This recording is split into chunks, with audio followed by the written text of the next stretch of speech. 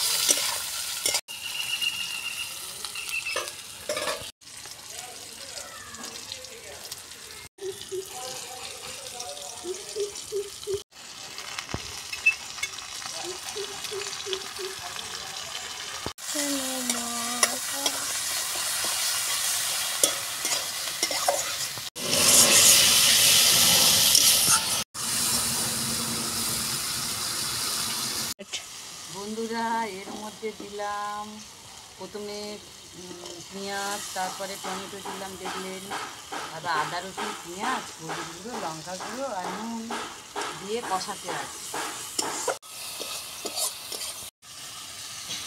নাড়তে থাকুন।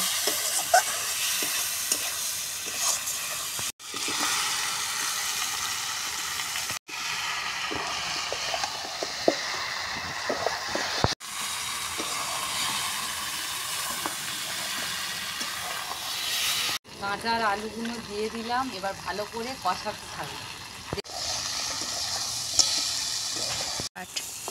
বন্ধুরা, এইভাবে ভেটকি মাছের কাঁটা রান্না করে খেয়ে দেখবেন, খুব ভালো লাগবে।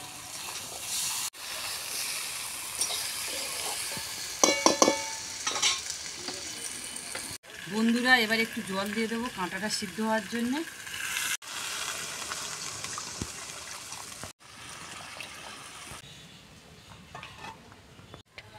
ঢাকা দিয়ে দিলাম, এবার ফুটতে থাকুক। আবার চলো পরে আসছি।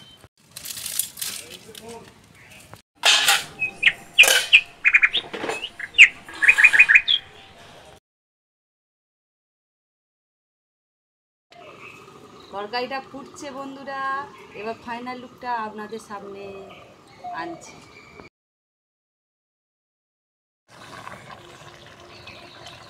একটু বাকি আছে, তারপরে আসছি। দেখুন বন্ধুরা, কি সুন্দর হয়ে ফুটছে, আর একটু বাকি আছে। একদম শুকনো করবো না, একটু নিয়ে রাখবো।